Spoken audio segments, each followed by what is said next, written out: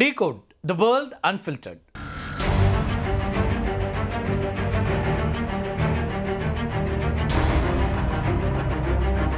நேபாளத்தில் பிரதமர் மற்றும் முக்கிய அமைச்சர்கள்லாம் பதவி விலகியதை அடுத்து 2 நாட்களாக பற்றி எறிந்த இந்த ஜென்சி போராட்டம் இருக்குல்ல, அது கொஞ்சம் தணிஞ்சிருக்குது.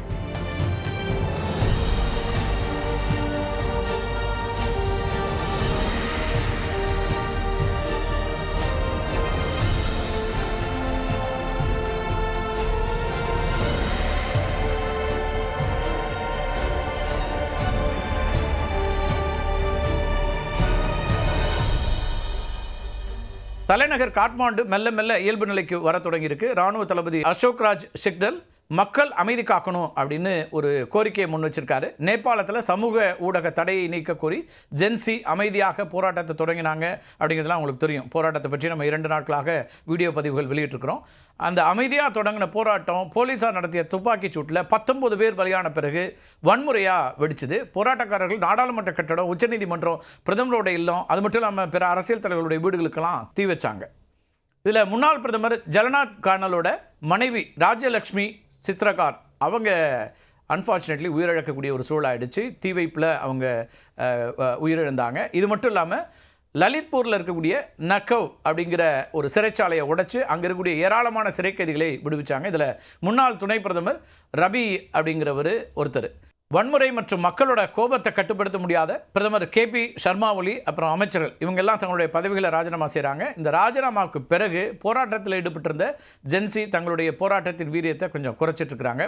நாட்டின் சட்டம் ஒழுங்கு மற்றும் பாதுகாப்பை இராணுவம் எடுத்துக்கிட்டு இருக்குது. இப்போது தலைநகர் காட்மாண்டு உட்பட நாடு முழுக்க ஊரடங்கு உத்தரவு பிறப்பிக்கப்பட்டு இராணுவம் ரோந்து பணியில் ஈடுபட்டுருக்கு. ஒரு புதிய ஆட்சி அல்லது இடைக்கால அரசு அமைகிற வரைக்கும் இராணுவம் தற்காலிகமாக பொறுப்பில் இருக்கும் அப்படின்னு எதிர்பார்க்கப்படுது. இராணுவ தலைவர் அப்படிங்கிற முறையில் அசோக் ராஜ் சிக்டல் முக்கிய தலைவராக இப்போ உருவெடுத்திருக்காரு. நேபாளத்தை பொறுத்த வரைக்கும் கடந்த ஆண்டு செப்டம்பர் 9ஆம் தேதி முதல் நேபாள இராணுவத்தினுடைய தலைமை தளபதியாக பொறுப்பு வகிக்கிறார் இந்த அசோக் ராஜ். இந்த அசோக் ராஜ் புனேயில் இருக்கக்கூடிய தேசிய பாதுகாப்பு அகாடமியில் பயிற்சி பெற்றவர். இந்தியா அதுபோல் நேபாள இராணுவம் இவங்களுக்கு இடையில் இருக்கக்கூடிய பாரம்பரிய உறவின்படி 2024 டிசம்பரில் இந்திய குடியரசுத் தலைவர் திரௌபதி முர்மு அசோக் ராஜ் சிக்டலுக்கு இந்திய இராணுவத்தினுடைய கௌரவ ஜெனரல் பதவியை வழங்கினார். இந்த கௌரவ ஜெனரல் பதவி அப்படிங்கிற பாரம்பரியம் இருக்குல்ல, அது வழங்கக்கூடிய பாரம்பரியம் அப்படிங்கிறது 1950களிலிருந்தே நடைமுறையில் இருக்குது. நேபாள இராணுவ தளபதி இந்திய இராணுவத்தினுடைய கௌரவ ஜெனரல் பதவியை பெறுவார். அதேபோல் இந்திய இராணுவ தளபதி நேபாள இராணுவத்தினுடைய கௌரவ ஜெனரல் பதவியை பெறுவார். இது ஒரு நடைமுறையில் இருக்கக்கூடிய ஒரு அம்சம்.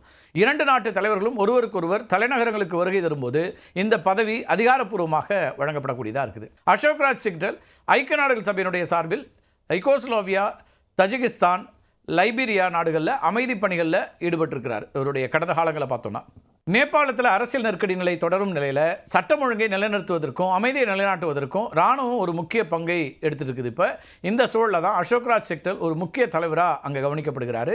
சர்வதேச அளவிலையும் அவர் தான் கவனிக்கிறாங்க. நேபாளத்தில் எந்த ஒரு கட்சிக்கும் நாடாளுமன்றத்தில் பெரும்பான்மை இல்லை. இதை பற்றி நம்ம ஏற்கனவே விரிவாக பார்த்துருக்கோம். அதனால் புதிய அரசாங்கம் ஒரு கூட்டணி அரசின் மூலமே அமையறதுக்கான வாய்ப்பு இருக்குது. ஆனால் கட்சிகளுக்கு இடையில் இருக்கக்கூடிய கருத்து வேறுபாடுகள், அது மட்டும் இல்லாமல் அதிகார போட்டி, அது ரொம்ப முக்கியமாக இருக்குது. இது காரணமாக ஒரு வலுவான கூட்டணி உருவாவதுங்கிறது ஒரு கடினமான ஒரு சூழலாக இருக்குது நேபாளத்தை பொறுத்த வரைக்கும் தற்போதைய சூழலில்.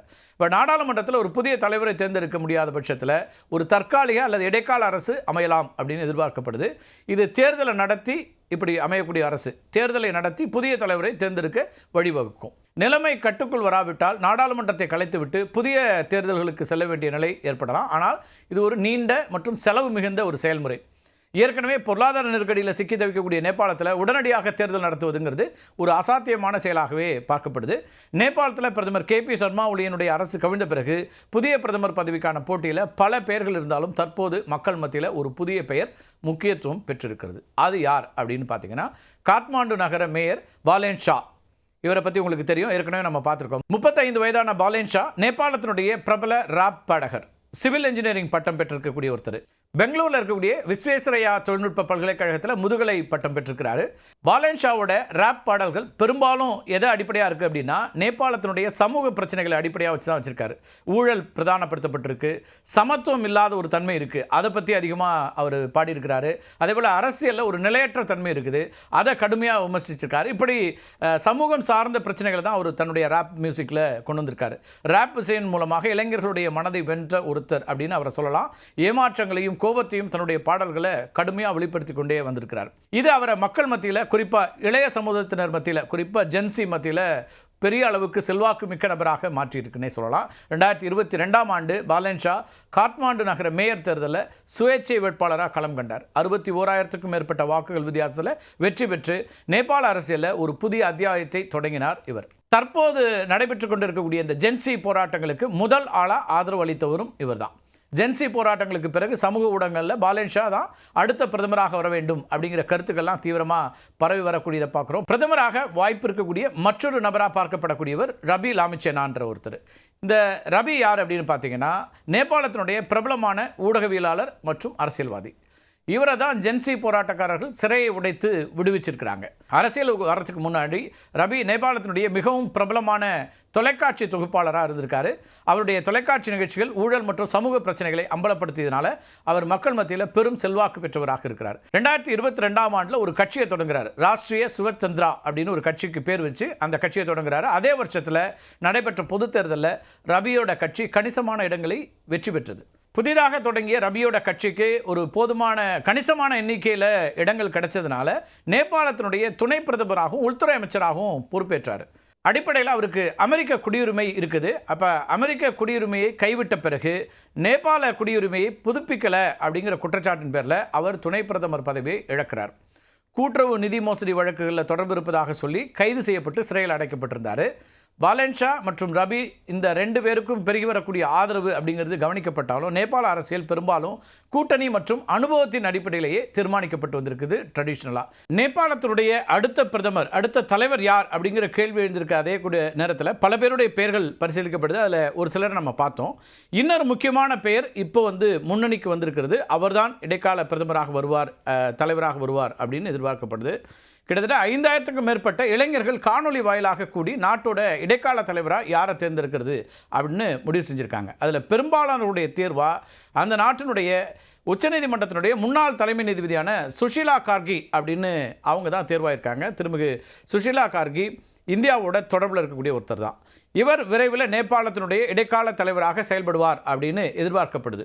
இயல்பாக ஒரு கேள்வி எழும், யார் இந்த சுஷீலா கார்கி அப்படிங்கிற ஒரு கேள்வி எழலாம். நேபாளத்தில் பிறந்த சுஷீலா முதல்ல ஆசிரியராக தன்னுடைய பணியை தொடங்குறாங்க. அதுக்கு பிறகு சட்டம் படிக்கிறாங்க. சட்டம் படித்து வழக்கறிஞராகவும் நீதிபதியாகவும் பணியாற்றி 2016ஆம் ஆண்டில் நேபாளத்தில் இருக்கக்கூடிய உச்சநீதிமன்றத்தினுடைய முதல் பெண் தலைமை நீதிபதி அப்படிங்கிற வரலாற்று சிறப்பை பெற்ற ஒருத்தராக சுஷீலா கார்கி மாறுறாங்க. அவருடைய அச்சமற்ற தீர்ப்புகள், அதேபோல் ஊழலுக்கு எதிரான தீர்ப்புகள் அப்படின்னு நேபாள மக்கள் மத்தியில் அவருக்கு பெரிய அளவுக்கு பெயர் பெற்ற ஒருத்தர். ஊழல் குற்றச்சாட்டில் அமைச்சரையே சிறையில் அடைத்தது உள்ளிட்ட முக்கியமான வழக்குகளில் வழங்கிய தீர்ப்புகள் அப்படின்னு மூலமாக அவர் அச்சமற்றவர் அப்படின்னு நேபாள மக்கள்கிட்ட பெயர் பெற்றிருக்கிறார். இதனால் அரசோட கடுமையான மோதலையும் அவர் சந்தித்திருக்கிறார். 2016ஆம் ஆண்டு தலைமை நீதிபதியாக பதவியேற்றத்திலிருந்து ஒரு வருடத்துக்குள்ளாகவே, அதாவது 2017ஆம் ஆண்டு அவரை பதவி நீக்கம் செய்ய தீர்மானம் கொண்டு வந்தாங்க. அப்படிங்கிற அளவுக்கான ஒரு கடுமையான நீதியை நிலைநாட்டுவதற்கு உறுதியாக இருந்த ஒரு பெண்மணி. நேபாளத்தினுடைய உச்சநீதிமன்றத்தினுடைய தலைமை நீதிபதியாக வந்த முதல் பெண். அப்போ அவர் தான் இன்றைக்கி ஜென்சியோட தேர்வாக இருக்கிறார் அப்படிங்கிறத நம்ம பார்க்குறோம்.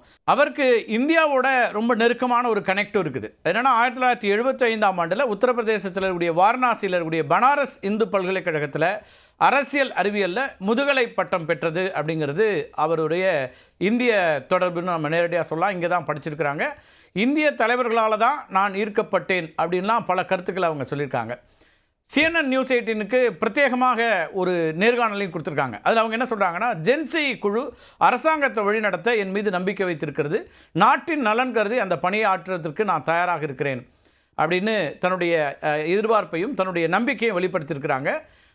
பனாரஸ் இந்து பல்கலைக்கழகத்தில் படித்த அந்த அனுபவங்களை அவங்க பகிர்ந்துருக்கிறாங்க. நிறைய நண்பர்கள் எனக்கு இந்தியாவில் இருக்கிறாங்க. பல்கலைக்கழகத்தினுடைய ஆசிரியர்கள் பலரும் என்னுடைய நினைவில் இருக்கிறாங்க.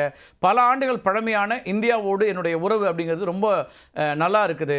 இந்தியாவை பொறுத்த வரைக்கும் நேபாளத்திற்கு நிறைய உதவி செஞ்சுருக்குது. இந்தியர்கள் எப்போதுமே நேபாளத்தின் நலன் விரும்பிகள் அப்படிலாம் நிறைய விஷயங்களை அவங்க பகிர்ந்துருக்கிறாங்க. இந்திய தலைவர்களை பார்த்து தான் நான் ரொம்ப ஈர்க்கப்பட்டிருக்கிறேன். இந்திய நண்பர்கள் என்னை சகோதரியை போல தான் நடத்துகிறாங்க அப்படிலாம் சொல்கிறாங்க.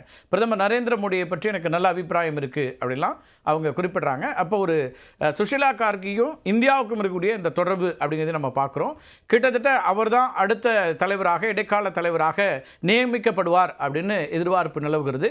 ஒரு உறுதியான நிலையான ஒரு தலைமை அங்கே வர வேண்டியது அப்படிங்கிறது ரொம்ப ரொம்ப அவசியம். அந்த அடிப்படையில் அவருடைய நியமனம் அப்படிங்கிறதும் இங்கே கவனம் பெறக்கூடியதாக மாறி இருக்கிறது. மீண்டும் ஒரு காணொலியை சந்திக்கலாம் நண்பர்களே. நன்றி, வணக்கம்.